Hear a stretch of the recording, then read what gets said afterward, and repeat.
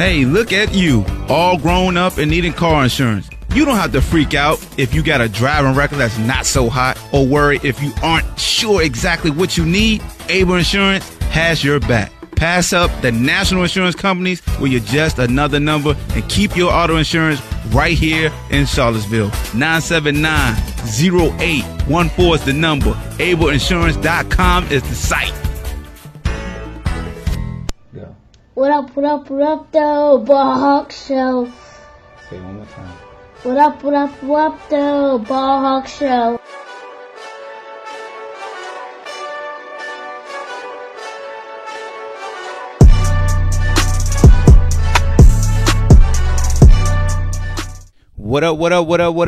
What up, though? Welcome to the Ball Hawk Show podcast. I'm your host, Amon Hawkins, and as always, I definitely appreciate you rocking with your boy to see what's new on the podcast. So I got a new series right now dedicated to the Wahoos. It's called Who's on the Line, or Huey, yeah. We call it the Huey. It's the Who way. I got former Wahoo Chris Peace on the line with me today. We're going to talk about what he's been doing since the Belk Bowl win. We're going to reflect on how he got to UVA. You won't believe the sport he played before he got to UVA. And we're going to talk about when Bronco came in the building. And we're going to also talk about practicing on Christmas Day this year. So I ain't going to talk your head off. You know what you got to do. Make sure you subscribe. Go to Apple iTunes. Leave a review. Go to Instagram and Twitter at @IamBallHawk. Hit that follow button. And holla at your boy. Shut the hell up, Juice Style. Let's go. What's going on? Got my man Chris Peace on the line with me. Chris, what's good with you, man? Not much, man. Thanks for having me, Hawk. Always, bro. You know how to reach out to you and just chop it up with you, see what's going on since the Belk Bowl win. First of all, man, how was that to end your UVA career with the big bowl win? Because I never won the bowl, so tell me how it feels to win the bowl game. It was kind of undescribable, man. Definitely amazing. Like, especially from last year, that military bowl, that stuck pretty much with us the whole season. So just to bounce back from that, a big goal of us was just to win the bowl game this season. And we did that. So especially a goal like that my senior year, my last game, it was a crazy feeling. Yeah, it definitely was, bro. And coming off last season, like you said, you talk about that military bowl. It wasn't a showing like you guys wanted, but the transition from, you came in with Coach London. He recruited you from the 757. Before we talk about college even more, can you kind of reflect on your journey in high school and how you ended up at UVA for those who don't know? Yeah, so I started off high school actually not playing football. I played volleyball my freshman year. A lot of people don't know that. Okay. Football, I don't know. I just, I tried it, middle school, little league. I don't know. I guess I didn't really think much of it. I didn't think I was good enough. But, I had a good friend. He went to Indiana with me, Andrew Brown, and told me to give it a shot again. So 10th grade, I started playing again. Still, I wouldn't say I was like the best yet. Still just a real lanky, raw dude. I was still in Indian River. I ended up transferring over to Newport News. Went to Warwick High School my junior season. Didn't really do much at all either. And I don't know, my senior year just really changed. I put on like 40, 50 pounds in the off season. Just went from catching balls to putting my hand in the dirt. And I ended up having 20 sacks my senior year. Still was pretty raw, basically just running a drag route to the quarterback. That's how my coach described it. Yeah, you played for B2 also. Shout out to B2. Yeah, I finished at Denby High School. And as far as the recruiting process, I wasn't a big-time prospect at all. I think I had an offer steak offer me late in January. And then UVA, Coach Higgins, Mike London came down to recruit me about 2 weeks before National Signing Day. And that's how I ended up at UVA. Wow. So 2 weeks before NLI Day, they came and talked to you and offered you. Man, what was that like, bro? Because it had to be kind of nerve-wracking from a sense that you knew you had the talent. And like you said, you was recruited by a local university, Norfolk State. But when they came and walked in the door and was talking to you, do you have any inclination that they will offer you, or you pretty much thought that they were just inquiring about you last minute? Honestly, that whole process was kind of surreal. I remember when Coach London actually came in. I seemed like a V saver. I didn't even know what that meant. Like I was trying to figure out what school it was. Yeah. And, when I looked up and seen it was an ACC school, UVA, I was just surprised. I was, because at that moment it was mostly D2s talking to me. Especially when they offered, man. I think I had to ask a few times, like, this is scholarship? Like, I was kind of surprised, like, just a few weeks ago, even before that Norfolk State, I'm thinking about just signing up for the Shipyard. It just wasn't working out. So that whole process was just kind of surreal. Yeah, and a lot of folks that aren't from the 7-5 Sarah area, the Shipyard is basically the apprentice school. Well, you going to go to the apprentice school, or you was actually just going to just work at the Shipyard? I was going to try to do the apprentice school. Okay, so the apprentice school is basically a school where you can actually play sports, but you also learn. Basically, it's almost like a paid internship to get into the Shipyard, correct? If I'm not mistaken. Yeah, and shout out to Elton Brown, who was a coach there. They won a national championship this past season, so salute to them. So you get the UVA. Couldn't believe it, surreal. How was it the first day going to class here at UVA for you? Because I remember back in '97 coming to I'm that old. My first day of school. Well, how was it for you that first day of class, man? For you? It was a whole different environment. I'm sure you probably can relate too, from jumping from Newport News to UVA and Charlottesville. I had to adjust to that pretty quick. So the environment, it was just new to me. The people on campus, everything. The classes a little bit harder than Denby High School. So you had to work a little harder, definitely studying. But that first day on grounds, everything, I just remember everything was just moving so fast. Catching a bus to class, going right back to practice. I would just say that first day, that feeling, it was just everything just moving real quick, like lightning. So did you say that you and Drew was together at Indian River? Yeah, we were.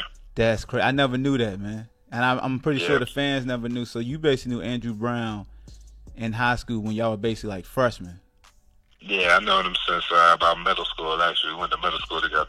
So no wonder that's your homeboy. Because every time I talk to Drew, he always say, during the season, he always would make sure, you was doing straight. And I never really asked him, like, yo, I know y'all cool, but how long y'all known each other? So now it makes sense. Now it makes sense to where he told me to ask you about that dance at the ACC Media Day. Shout out to Drew, man, the Cincinnati Bengals. So, all right, man, let's fast forward. I know you was here with Coach London. We understand how that was kind of down years. It was tough for just a program and an alum like myself, because I understood how hard you guys worked. You didn't get the wins that you wanted. And then you get Bronco Mendenhall coming in here. How was the transition when Bronco Mendenhall, his staff came in, the expectations of you wasn't able to wear issue gear right off the bat? What was your thoughts when you had to earn your jersey and all those certain steps? I mean, honestly, I actually love that, Okay. I actually love the fact that he started everything over, it didn't matter what you did before you got there. It was everybody had a clean slate. A lot of people, I guess it was tough for, but, I'll say about that first season when he came, a lot of people still won't, exactly with the transition, but a lot of people were. But, I think that was actually probably the best thing he could have did, is as far as taking everything away, stripping us away from everything and making us earn it back. Wow. Because it kind of humbled a lot of people. Like, you ain't really did anything. You don't really deserve it yet. You gotta work. You actually gotta work for this. Yeah. That really set the ground for us right there, and that basically paved the way just to start of that. And then it stopped there. Like even that every year I was there when he was there, we did the jersey thing, earn your gear all over again.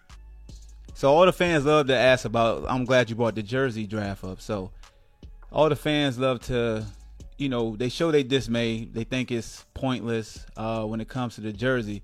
But me personally, I always felt like your teammates know what number you want, and it kind of shows a sign of respect of they'll leave your number there even if they have a higher draft order than you. Because I'll be transparent, which I remember the first year, and Levrone had a different number, and I was just saying to myself, like a dude in the locker room, I'm like, yo, who is he not vibing with that person just took his number like that? So when I saw he had his number back the next year, I kind of figured that would springboard him to be successful, because to me it's just a testament to respect in that locker room when everybody know what number you want and they leave it alone when they draft above you. Can you speak to that? Is that partly true, or is that kind of far off? I would say so. I guess you would. I get what you're saying. Yeah, it is a testament because, for example, it's a lot of players that won't, necessarily first. Like at the time, I don't think Mike would pick first, but anybody in front of him was going to pick 53. Quinn won first. Or Quinn won first, and nobody was going to pick number 3, of course. Or even Andrew, he wasn't even on the top 10, and nobody got 9. But I guess it was like a level of respect that year. But it's really based on, I would say, for the first 2 seasons, Mendenhall is more so just your teammates voting what order they feel like you deserve, like pick. So that first year, it was tough. A lot of guys didn't get the number they wanted at all. What type of arguments was in the locker room, man? I know it had to be some type of grumblings. You have people coming up like, yo, like trying to go to the captains, like, yo, what idea? Can you tell me like what number, like where I am on the list, stuff like that. trying to get some info, but that first year, I don't think a lot of people got the numbers they wanted. Even honestly, me, I actually was going to try to get 6. Ben Kurt was way ahead of me, so he ended up getting 6. It just so happened 13 was there, and I just split them 31. Yeah, facts. Yep. And the second year, it was more the same thing. Your teammates pick what order. And then this past season, it was different for the first time. With Coach Grizz coming, him and Mendenhall worked out a few things, and they changed the order from weight room and performance numbers. So I don't know if a lot of fans know, not everybody wears the same color gear.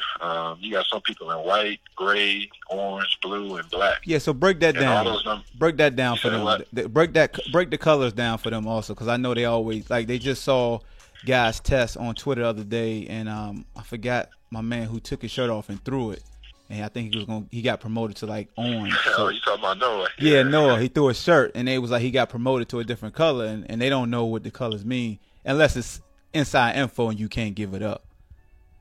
No, I think it's pretty standard. It's not that hard. I don't think it's a big secret, but I know, for example, every freshman comes in like white. Okay. You work your way up to gray, you work your way up to orange, then blue, and then to black. And those numbers, they just consist of weight room and just your power clean numbers, squat, vert jump, broad. We touched all that. And basically, like I said, there's all those numbers keyed in, combined together, and that determines what color you're in. And you can't skip a color? Yeah, you can skip a color. Wow. Your weight room numbers allow it, then yeah, you can skip a color. So if you come in like a hyena, you could be elevated quick. Yeah. I'm not sure how fast Grizz does it with the freshman now, because like I said, he got there by last season. But I'm not sure. I can't remember if he necessarily let like a first year just come in the first day and jump right to black. Yeah. I'm not sure if it worked exactly like that. But I do know from me being there, I can only remember I think 2 people in black, Jordan Ellis and Juan Thornhill. What is it like, man? The Jordan was like the #1 draft pick 2 years in a row. What was he doing? Did he not go home and just sleep at the McHugh and get up and lift before all y'all? That's crazy. I actually lived with him for 2 years. I'll be the first to tell you, he went home too much. every time I knocked on his door, he was gone, and I just go to McHugh, see the indoor, just randomly go in there, and he just dripping in sweat. It was always like that. Since I met him, he really doesn't take a day off. He probably needs to chill out sometime. He just goes hard every single day. But it's ironic that you lived with him, because just talking to scouts and coaches, I mean, you got the highest praise you can get from anybody. That a scout was like, he's never seen anybody with the type of motor that you have when they watch you practice and play. So, I mean, you know, they always say iron sharpens iron. So it wasn't like you was lagging behind. You guys was feeding off each other. So yeah, definitely. Yeah, so it was like that since we met each other. Wow, that's crazy. So, all right, man, let's go ahead and fast forward to last year, not this past season, but the winning season when you got to the bowl game. Take me to the Boise State game. What was that turning point like when you guys went out there to Boise, Idaho, and smacked them down on national TV? What was that feeling like in the locker room? Man, it was amazing. For one, mostly everybody on that team was there. We last played Boise. I don't know if a lot of people know. We lost that game pretty bad. Yep. Yeah, Friday night at ESPN. I remember it was like 60-3 or 60-7, something crazy.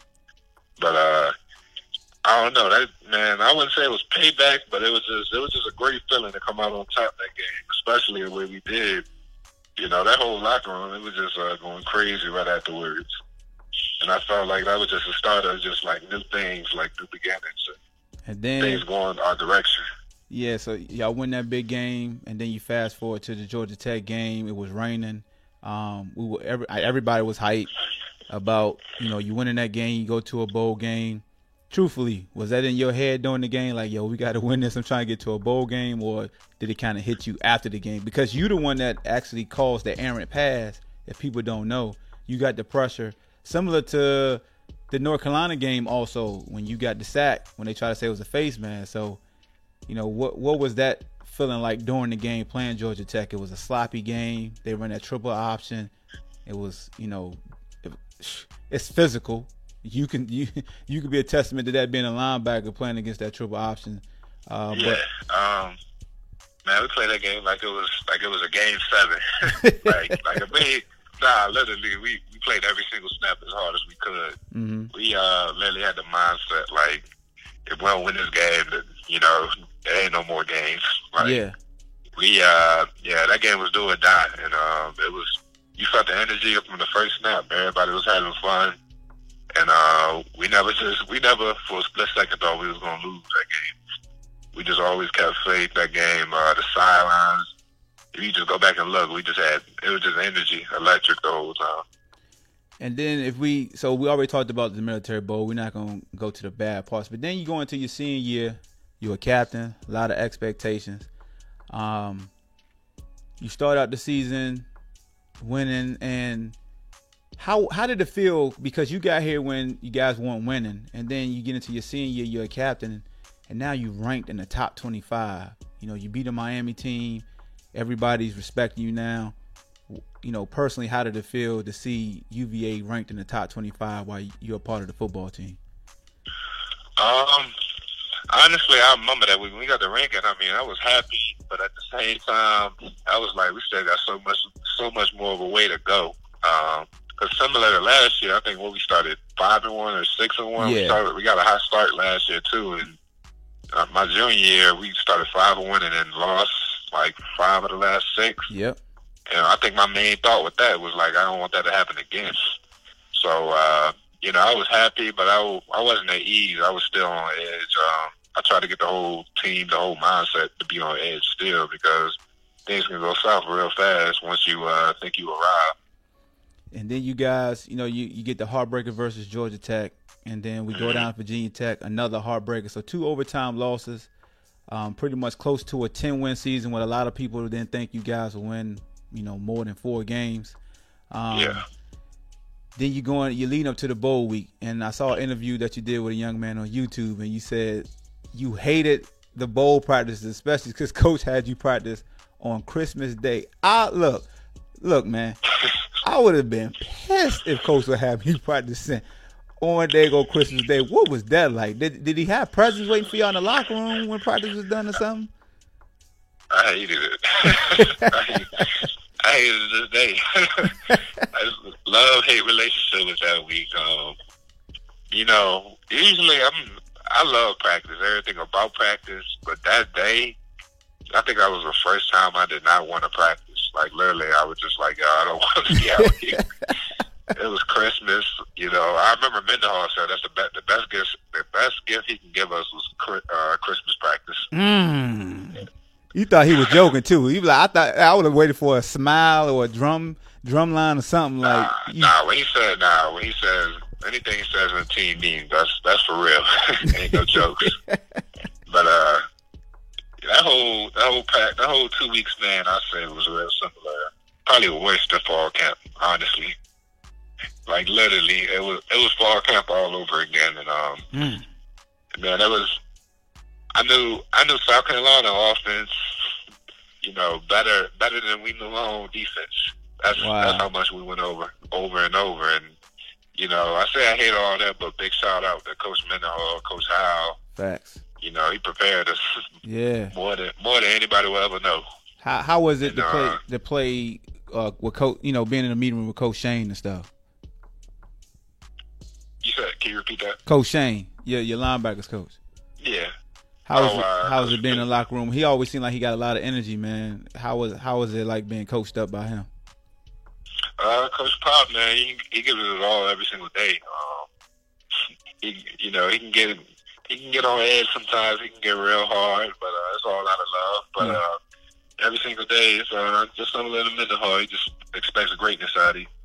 And you know, I think he done a tremendous job with me. You know, with Snowden. You know, yeah. When you first look at Snowden, his first year, he won't nothing but like a $105 soaking wet. And, kind of turned into a force last year, so it's going to be exciting to see what he does this next year. Yeah, Snowden reminded me of when Chris Candy got here. You know, he was similar built to Snowden, just a tall, basketball-looking guy. And then Chris Candy turned out to be, you know, an NFL Super Bowl winner, and now on, you know, Fox Sports. So I definitely can understand the transition from just a tall, lanky dude just coming into his own. And yeah, the Snowman he definitely gonna be a problem. So they ain't gonna hold up too much more of your time, man. I definitely wanted to. I wanted to ask you.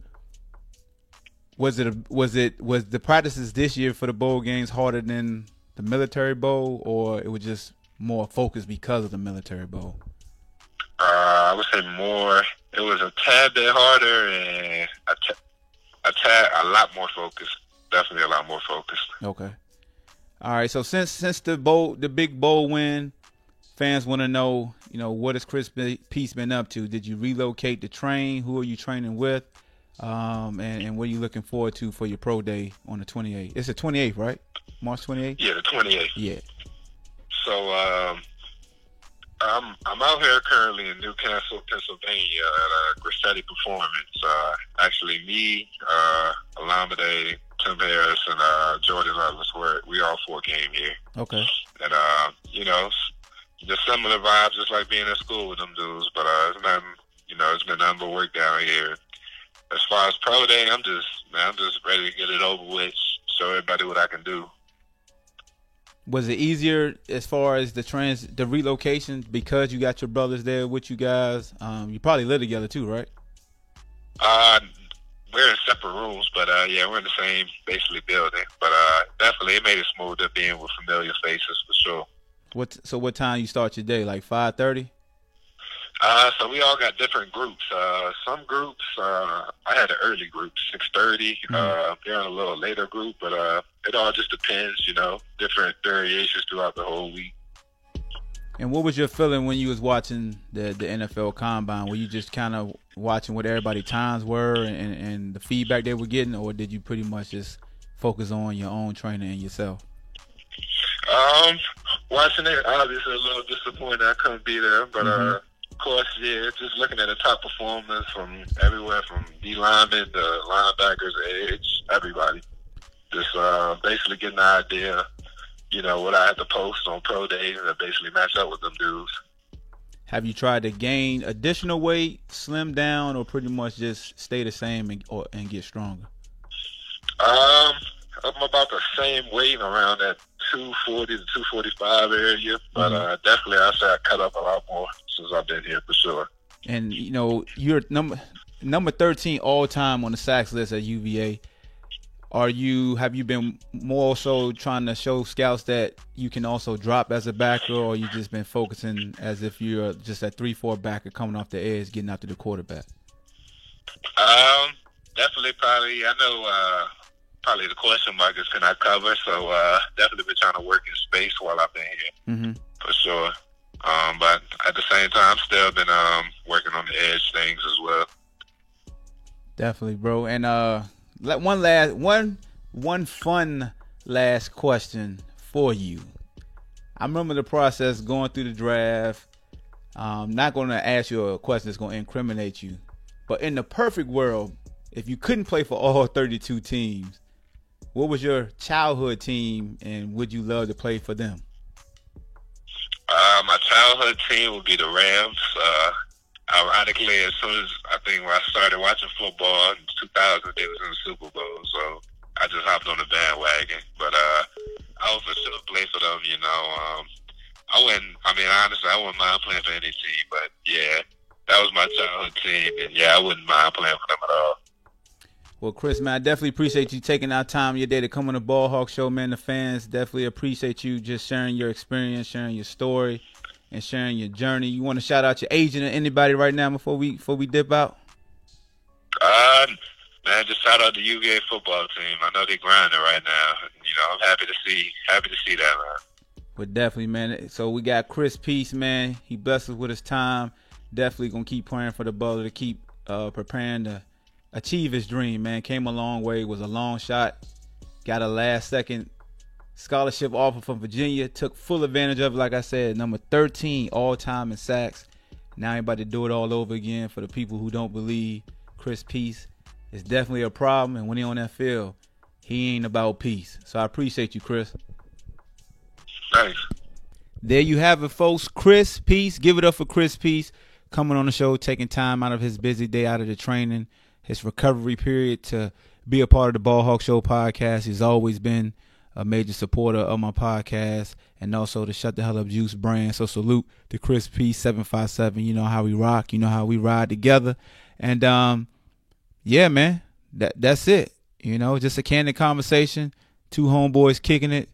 Just providing info for the fan base. I know you guys want to know what each one of these young men are doing to lead up to the draft. So hopefully before UVA Pro Day comes about on the 28th of March, I could get each one of them on the line so they could tell you about their journey and a little bit of inside info like he did about playing volleyball. But that's all I got, man. Ball Hawk Show. Who's on the line? Huey, yeah. Be great. I want the whole world spin my record. Cheryl, the Hooded Styles, check game, stay free records. Oh, shorty girl fed to death and I'm massaging.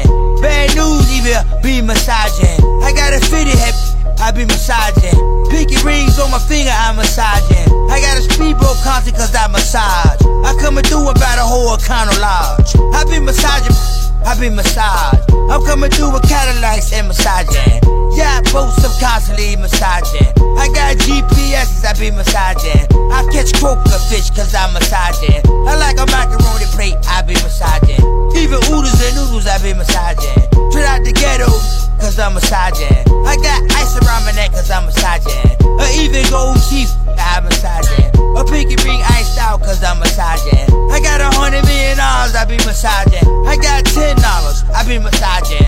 I got $1,000, I be massaging. I got 22 cents and be massaging. I take a penny and be massaging. I tell shorty girl fat, I be massaging. Your big tooth, I be massaging.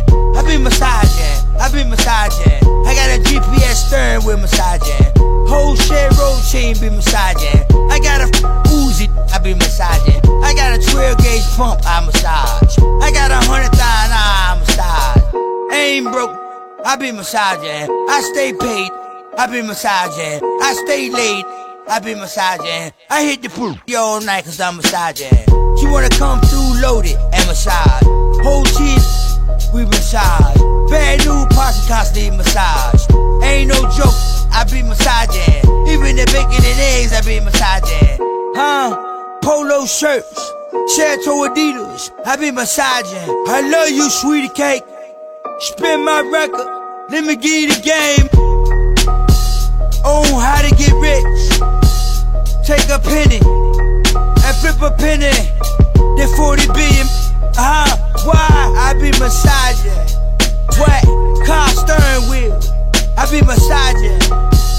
the whole label of the State Free Records in the VA.